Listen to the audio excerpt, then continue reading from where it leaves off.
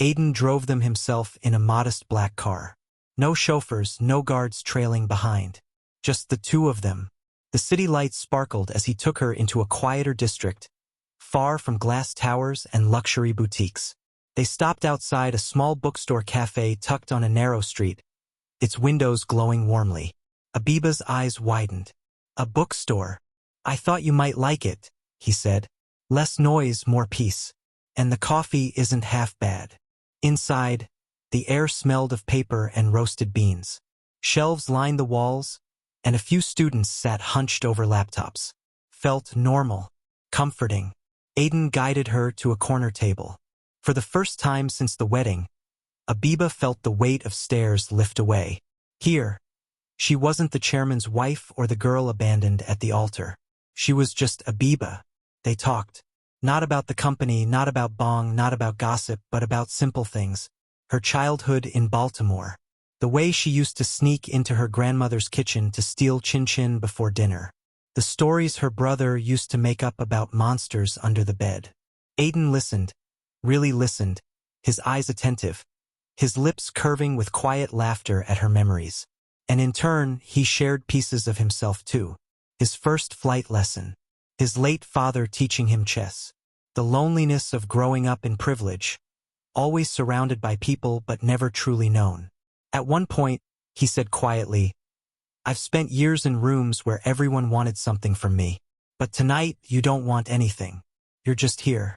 Do you know how rare that is for me? Her chest tightened. She hadn't realized how much he carried. How heavy his world was behind that calm exterior.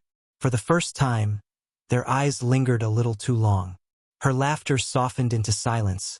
And in that silence, something delicate stretched between them. Not obligation, not circumstance, but the early stirrings of affection. Later that night, back at the mansion, Abiba slipped into her room with her heart beating faster than it should. She touched her lips, surprised at the warmth of her smile.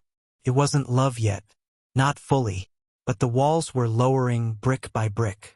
And she was beginning to wonder if, just maybe, fate hadn't made a mistake at that altar after all. The morning began quietly, the soft hum of the mansion broken only by the sound of birds outside the windows. Abiba was helping one of the housekeepers arrange fresh flowers in the sitting room when she heard the steady crunch of tires on gravel. The butler hurried forward. Sir, Madame Han has arrived. Aiden froze for a moment, then exhaled slowly. He turned to Abiba, whose eyes widened. Your mother? She whispered, suddenly aware of the simple dress she wore, her hair pulled back in a modest bun. Yes, Aiden said softly. She asked to come. She wants to meet you. Nervousness knotted in Abiba's chest. She knew the rumors, the way society mothers looked at women like her. Was this going to be another battle to prove herself? When Madame Han stepped into the foyer, the world seemed to pause. Elegant and graceful, dressed in a pale lavender hanbok, her presence carried quiet authority. Her eyes, sharp, intelligent, swept the room before landing on Abiba. For a moment, Abiba thought she saw hesitation. But then Madame Han's expression softened, almost imperceptibly. So, she said, her voice warm but firm, this is the woman my son married. Abiba bowed respectfully, her voice steady despite the thundering in her chest. Yes, Madame Han. My name is Abiba. Instead of offering critique, Madame Han stepped closer, studying her face. You have kind eyes, she murmured. Come, sit with me. The next 2 days unfolded like a quiet revelation. At breakfast, Madame Han asked Abiba about her life in Baltimore, her family, her dreams before coming to Korea. Abiba answered honestly, speaking not with grand words but with sincerity. She joined Madame Han in the garden, where they planted early chrysanthemums. Abiba knelt in the dirt without hesitation, laughing as soil smudged her hands. Madame Han watched her with a smile she hadn't worn in years. At dinner, Abiba insisted on helping the chef prepare a simple stew from her childhood. Madame Han tasted it, and her eyes glistened as though the warmth of the dish had reached her heart. By the second night, Aiden found his mother and wife seated together in the library, laughter spilling between them like old friends. When Madame Han finally rose to leave, she turned to her son with a look he hadn't seen in years, relief.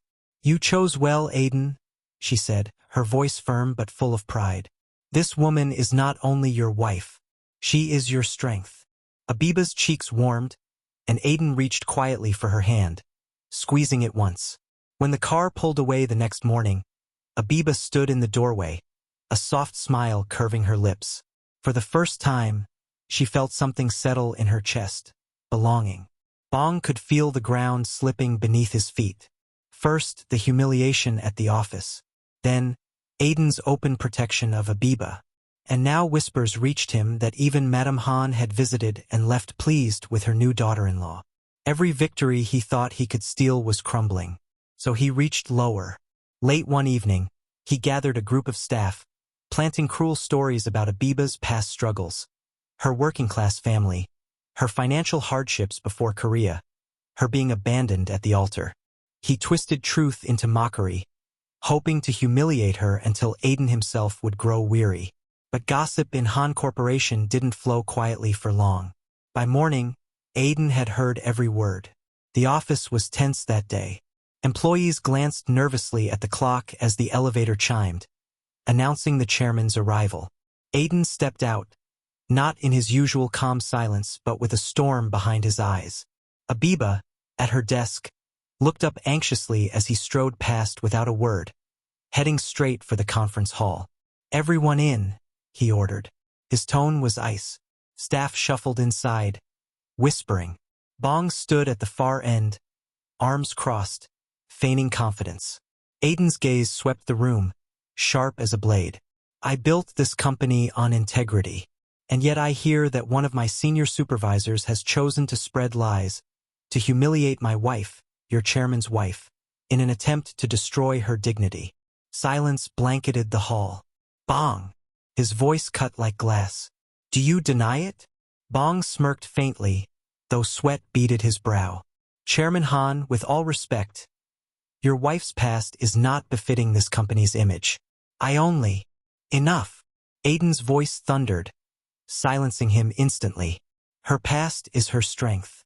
Her dignity outshines your arrogance.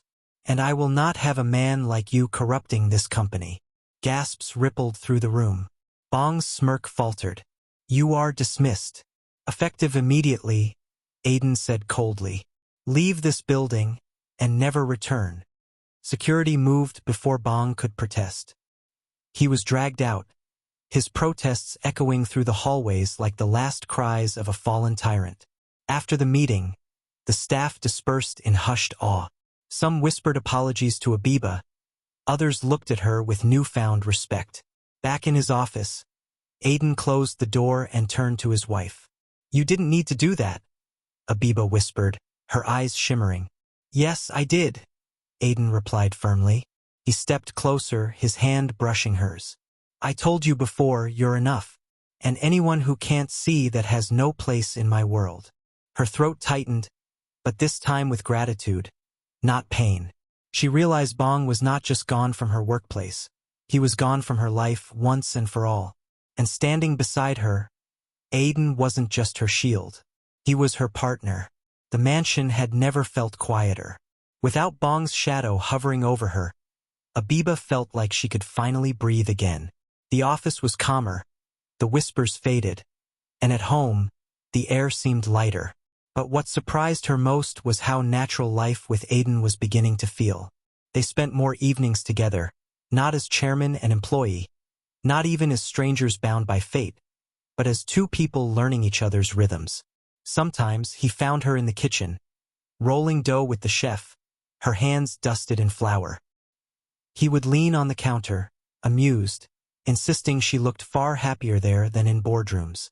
Other times, she found him in the garden, sleeves rolled up as he trimmed roses with quiet focus. He teased her when she flinched at the thorns, and she teased him when he accidentally left dirt on his cheek. It was in those little moments, shared laughter, accidental touches, that the distance between them shrank. One evening, as twilight spread gold and violet across the sky, they strolled through the garden side by side. Fireflies winked among the hedges, and the night air smelled faintly of jasmine. They stopped near the stone bench under the old cherry tree. Aiden looked at her, his expression softer than she had ever seen. "You know," he murmured, "when I brought you here that first night, I thought you would hate me for it." Abiba tilted her head. "I tried," she admitted, smiling faintly. "But you make it very hard to hate you." He chuckled, low and warm, before his smile faded into something quieter. His hand brushed against hers, hesitant but deliberate. Her heart thudded. The world seemed to hush around them, as if waiting. Slowly, he leaned closer, giving her every chance to pull away. She didn't. Instead, her eyes fluttered shut. When his lips touched hers, it was gentle. Not the claim of a powerful man, but the tentative kiss of someone who cared. For a moment, Abiba forgot everything. The abandoned wedding, the gossip, the fear. There was only warmth, only him. When they pulled apart, both were breathless, their foreheads resting together. Aiden whispered, "This time, I want us to build something real. Not rushed, not forced. Just us." Abiba's chest swelled with something she couldn't name. Not yet love, but the beginning of it. And in the quiet of that garden, she realized she no longer felt like a stranger in this house. She felt home. The days after their first kiss felt different. Lighter, sweeter. Abiba woke to mornings where Aiden joined her at breakfast instead of rushing out early. They strolled the garden in the evenings, sometimes in silence, sometimes in laughter, as though the air itself encouraged them to draw closer. One night, they sat under the stars on the terrace. Abiba leaned against the railing, her hair catching the moonlight, while Aiden watched her with quiet intensity. "You've changed this house," he said suddenly. She turned, surprised. "How do you mean?" "It was always grand, but empty. Now I hear laughter in the halls. I see flowers on the table. I come home and feel peace." His gaze softened. "You've given me more than you know." Abiba's throat tightened. For so long, she had felt like the intruder, the one who didn't belong. Yet here he was, telling her she had given him something he had been missing. What Abiba didn't know was that Aiden had already begun planning. He wanted her to have the wedding she deserved. Not one born of abandonment and impulse, but one where she stood radiant, loved, and chosen. Quietly, he worked with event planners, choosing a private garden venue, floral arrangements, and even reaching out to her family in Baltimore. One evening, Abiba was surprised when the doorbell rang, and in walked her mother, her brother, and her sister, flown in as honored guests. "Mama!" Abiba gasped, rushing forward. Her mother embraced her tightly. "Ah, my child, you look happy, truly happy." Her brother clapped Aiden on the shoulder, giving him a look both protective and approving. "So you're the man keeping her smiling." Even her sister, skeptical at first, melted when Aiden insisted on showing them around the mansion himself. Not as a host, but as a son welcoming his new family. The following day, Abiba's heart nearly burst when Madame Han returned, this time greeting Abiba's mother with a respectful bow. The two women sat for hours, talking, laughing, discovering their shared love for gardening and traditional recipes. Abiba watched in awe. The family she thought might never accept each other now sat together at one table, eating, smiling, as though the gaps of culture and distance had been quietly bridged. And at the center of it all, Aiden's hand never left hers. That night, Aiden whispered to her, "When I stood at that altar, I only wanted to protect you. But now I want more. I want to stand there again. This time because I love you." Her breath caught. She realized what he was planning, but before she could speak, his lips brushed hers, sealing the promise. For the first time, Abiba dared to believe that this love was not a dream, it was destiny. The day dawned with golden light, as if the heavens themselves wanted to bless what was to come.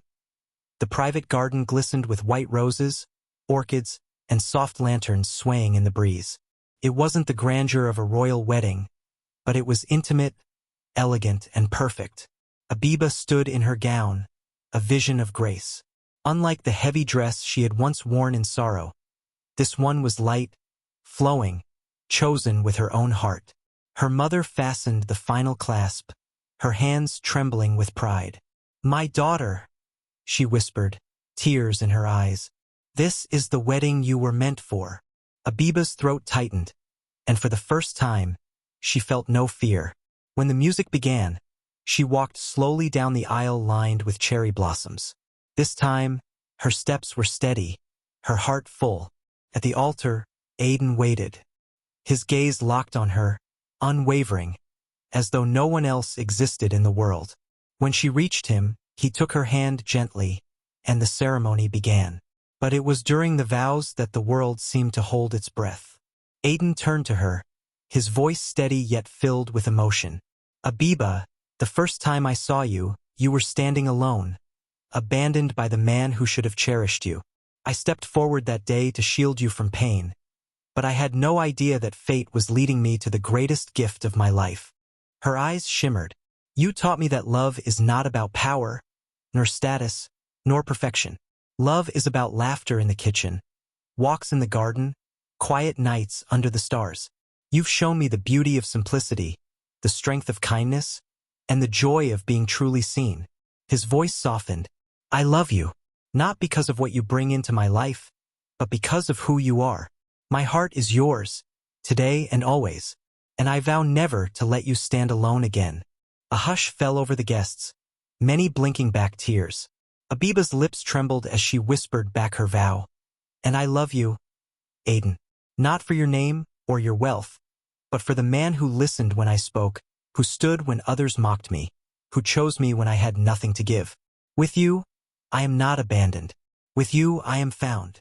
When they sealed their vows with a kiss, the garden erupted in applause. Their families cheered, Madame Han dabbing her eyes as Abiba's mother squeezed her hand with joy. Aiden's brother couldn't contain his excitement and hugged both of them, whispering his congratulations. For the first time, Abiba felt not like a stranger in Korea, but a woman fully celebrated, a bride chosen, cherished, and loved. The wedding celebration had ended, but the night was only beginning. The garden lanterns still glowed faintly outside the windows of their suite, casting a warm shimmer across the room. Abiba stood near the balcony, the cool night breeze brushing her face as she tried to steady her racing heart. She had been kissed before, but tonight was different. Tonight, she was a wife, his wife. When Aiden entered, he paused for a moment, just watching her. The candlelight softened his features, but the emotion in his eyes was unmistakable. Reverence, longing, love. Slowly, he approached, stopping just close enough for her to feel the heat of his body. He lifted her chin gently with his hand, his voice low and tender. "Abiba," he whispered, "I don't want to rush you. Tonight is not about expectation. It's about us. If you'll let me, I want to show you how much I love you." Her breath caught, but she nodded, her trust in him steady. Their first kiss that night was slow, lingering, tasting not of urgency but of devotion. His lips traveled tenderly from her mouth to her cheeks, to the curve of her jaw, as though he wanted to memorize her with every touch. Aiden's hands traced her arms, her waist, always gentle, always asking permission without words. And when she whispered his name, trembling but sure, he held her closer, as though she were the most precious thing he had ever known. Abiba had been afraid, uncertain of what it meant to give herself so completely. But in his arms, the fear melted away. He adored her not as a possession, but as a treasure, worshipping her with his lips, his touch, his presence. The night unfolded like a promise kept. No pain, no shame, only love, deep, consuming, unforgettable. When at last they lay entwined, her head resting against his chest, she felt tears gather in her eyes. Aiden kissed her hair and whispered, "You are everything I never knew I needed, and I will spend every day proving it to you." Abiba smiled through her tears, her heart overflowing. For the first time, she understood what it meant to be cherished completely, body, soul, and spirit. The night had sealed more than vows. It had sealed their hearts together, forever. The weeks after their wedding night felt like a dream. The mansion that once echoed with silence was now alive with laughter, warmth, and love. Abiba no longer walked the halls as a stranger. She was the heart of the home, and Aiden treated her as its queen. They shared quiet breakfasts in the garden, evening walks under the cherry blossoms, and long talks that stretched into the night. For the first time in her life, Abiba felt not only loved but safe. Then came the day she held the test in her hand, trembling point 2 lines. She sat down heavily, her heart racing. A baby. Their baby. When Aiden returned home that evening, she could barely find the words. She took his hand, placed it gently over her stomach, and whispered, "We're not just two anymore." For a moment, he was silent, stunned. Then his eyes lit with a joy so fierce it brought tears to hers. He pulled her into his arms, holding her as though the entire world rested between them. "Abiba," he murmured, his voice breaking, "you've given me everything. A wife, a home, and now a family." Pregnancy wasn't always easy. There were mornings of sickness, days when she felt weak.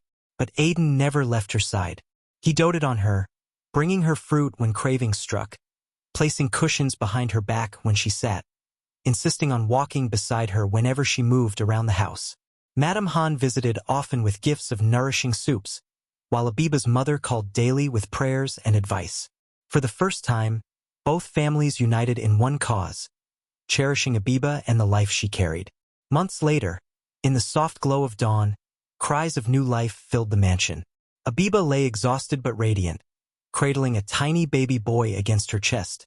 His eyes were shut tight, his fists curled, his presence fragile yet powerful, the symbol of their love made flesh. Aiden stood beside her, unable to look away. He kissed her damp forehead, tears sliding down his face. "You are incredible," he whispered. "And he's perfect, just like you." Abiba smiled weakly, her heart swelling as she looked at her husband, then at their son. This was the life she had once thought impossible.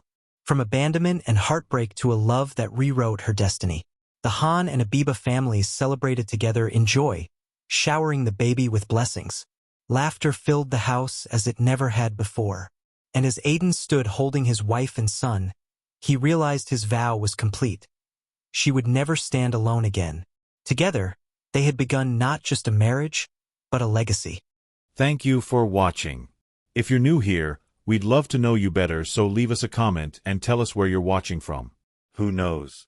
Our next story might come from your home country.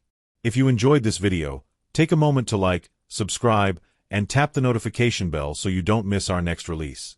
And if you feel moved, go ahead and share this with someone who loves a good story. Thanks for being part of this growing community. We're so glad to have you here.